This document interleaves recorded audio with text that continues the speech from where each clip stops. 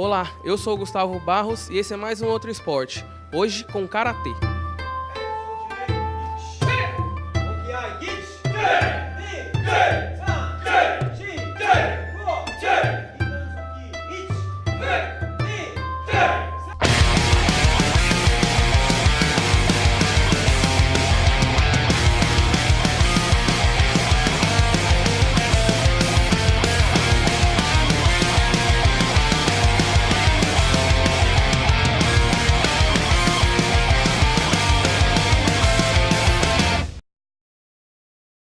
O esporte é uma arte marcial japonesa milenar, que acredita-se ter surgido na ilha de Okinawa.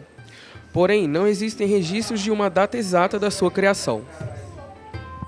A técnica utilizada na arte marcial consiste principalmente em golpes contundentes em pontos vitais, tudo com as mãos desarmadas. Chegou em terras brasileiras apenas em 1956, com o sensei imigrante do Japão, Misuki Harada. O Kenil-kai Dojo fica no bairro Ouro Preto, na região da Pampulha. É o ex-dojo do Clube Belo Horizonte. Começaram as atividades no atual local em fevereiro de 2018. O sensei Sérgio Murilo tem 43 anos e está no esporte desde os 12. Só de faixa preta ele tem 25. Ele dá aula desde os 18 anos, época em que alternava entre ser atleta e professor. Ele é formado em Direito. Sensei, o Karatê é muito conhecido pela disciplina dos atletas, mas o que ele ajuda na formação dos humanos? Veja bem, o Karatê, a intenção dele de início é formar bons cidadãos. A intenção não é de formar lutadores, a intenção é de formar bons cidadãos, onde através do Karatê, através do princípio, da filosofia do Karatê, da arte marcial, que não é uma luta, é uma arte marcial, onde se tem uma luta oriental, uma luta japonesa, onde o principal princípio é realmente formar boas pessoas, pessoas de bom caráter, de bom índole, fazendo com que o Karatê não seja só uma luta dentro de uma academia, mas que ele seja um bom lutador na vida dele, tanto profissional quanto na vida estudantil, como também como um bom cidadão a se socializar dentro daquela sociedade que ele convive. Técnicas de proteção, imobilização e bloqueio também são ensinadas, porém a ênfase depende do estilo em que você aprende. O Karatê, ele trabalha mais o corpo ou a mente, ou é uma junção dos dois? Veja bem, o Karatê, a partir do momento que você começa a trabalhar a mente, automaticamente você trabalha o seu corpo também. A pessoa que não está bem com a cabeça, que a mente não está boa, que ele não está bem com ele mesmo, ele não consegue nem levantar para trabalhar. Quanto menos fazer um exercício físico, quanto menos fazer algo que dê aquele bem-estar a ele. Então, a partir do momento que a pessoa trabalha a mente, ela também trabalha o corpo. Ela faz os órgãos funcionar de forma correta, certo? Então, o próprio cérebro nosso, ele comanda a parte do corpo inteira. Então, se a cabeça não está boa, o que vai acontecer com os órgãos? É a mesma coisa. E o Karatê busca esse princípio. Ele busca o princípio de que a pessoa tenha tranquilidade de saber resolver determinadas situações. As situações não é só um momento de agressão que alguém possa vir, mas até mesmo num trabalho. A partir do momento que ele treina Karatê e ele aprende a dominar o medo dele, a ansiedade, o nervosismo, dentro do trabalho. De repente ele está trabalhando, está fazendo alguma coisa e deu aquele estado de nervo onde ele vai se tranquilizar, respirar, pensar e refazer ou fazer tudo aquilo novamente, que é típico da cultura japonesa. Você vê que os japoneses fazem as coisas de forma minuciosa, de forma bem detalhada, sempre pensando no que vai chegar ao ponto final daquele produto dele, aquela essência do que ele está fazendo. O aluno, por exemplo, que ele chega e trabalha a mente aqui, e aí ele chega na prova, aí ele pega a prova, pega a questão e fala assim, meu Deus, eu não lembro dessa questão. Então é hora dele se tranquilizar, raciocinar, pensar, refletir, se manter calmo, porque ele estudou. Então ele vai chegar e vai resolver aquele problema. O Karatê é praticado de diferentes formas, como uma arte, um esporte ou uma autodefesa. O treinamento é dividido em Kihon, que são os fundamentos tipo socos e pontapés, o Kata, que são as formas, ou uma luta simulada visando a aprendizagem, e o Kumite, que é a luta propriamente dita.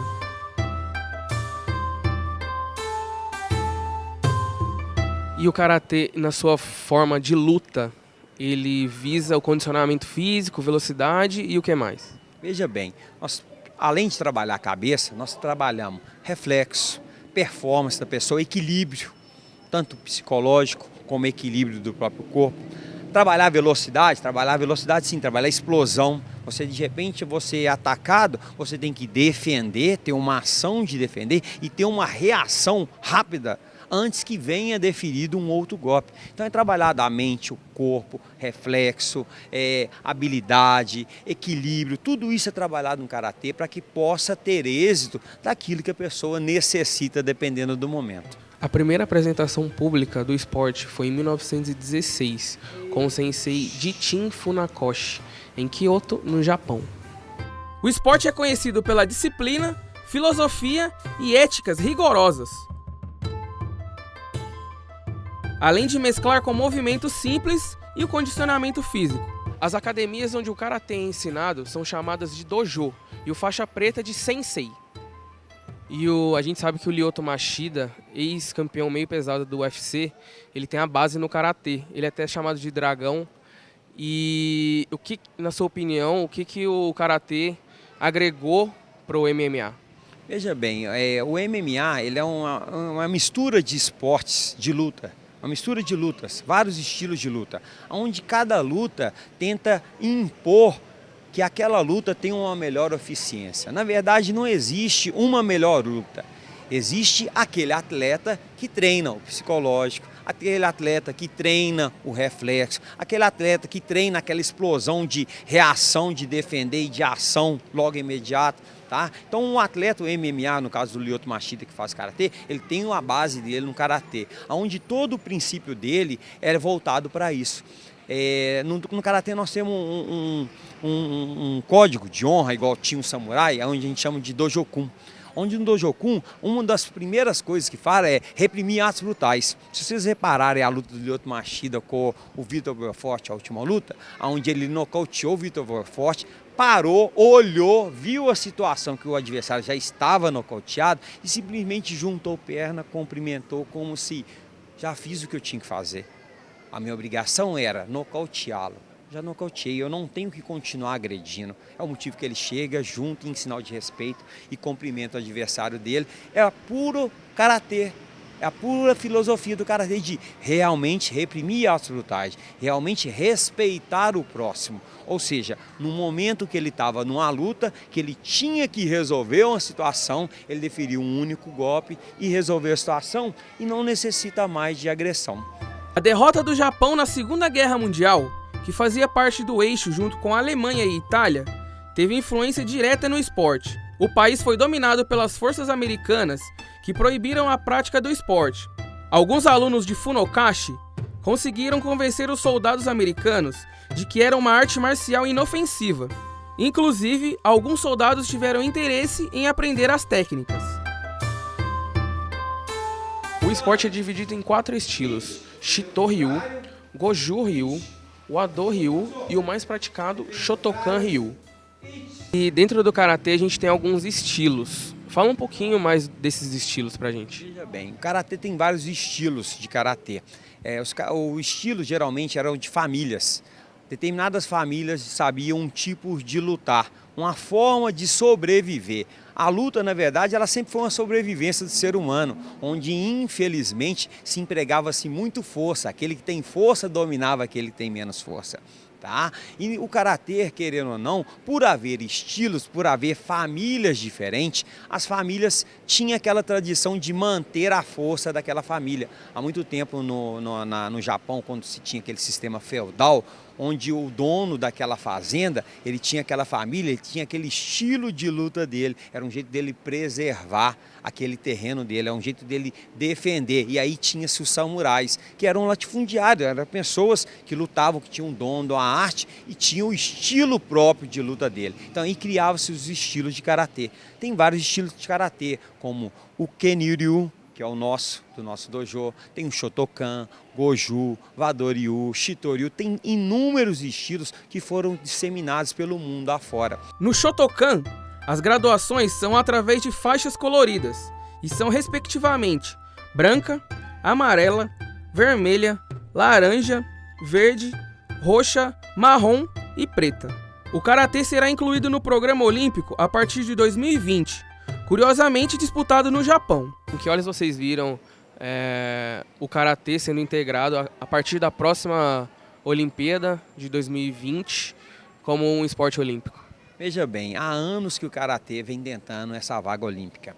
Eu era menino, tinha 12 anos e escutava até que falando, luta que um dia você vai para a Olimpíada. Passaram-se 33 anos e agora virou esporte olímpico. Agora em 2020 vai para participar da Olimpíada como realmente esporte olímpico. Tá?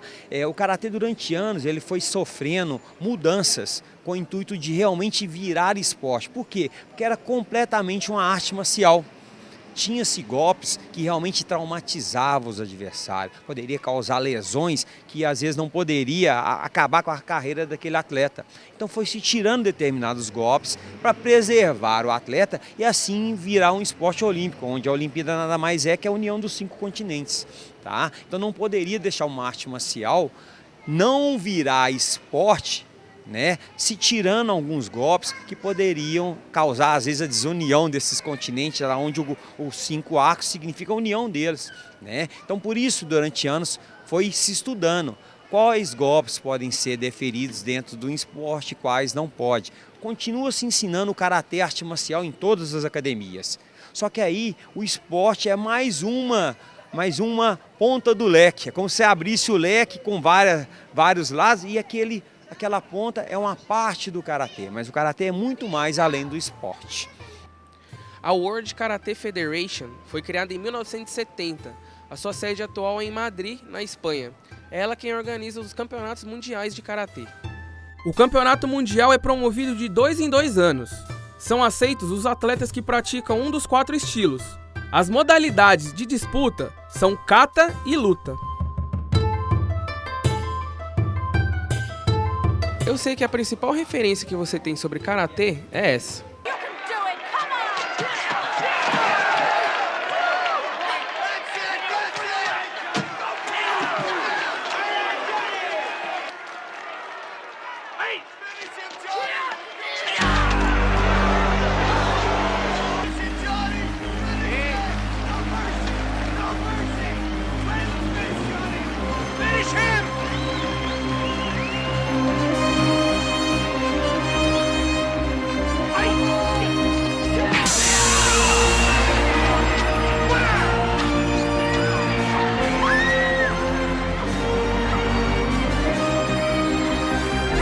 Quais são as suas dicas, as dicas do Sensei Sérgio, para quem quer começar a praticar o karatê agora? Primeira coisa que eu sempre falo para as pessoas é ela ir até um dojo onde ela vá assistir uma aula. Tá? Eu costumo dizer às vezes aos pais, você vai saber quem vai ser seu filho de acordo com o seu professor, de acordo com o sensei que ele vai ter. Tá? Por quê? Porque a criança ela vai crescer vendo aquele professor como espelho. Tá? Então chega num dojo, chega numa academia de karatê ou de qualquer outra arte marcial, sente, veja a aula, veja como o professor trata os alunos dele, veja como é a aula daquele professor, veja aquele professor dando aula para outros alunos, para até mesmo você saber se realmente é naquele dojo que você vai deixar seu filho, porque na verdade você está colocando uma criança onde ela vai formar o caráter dele.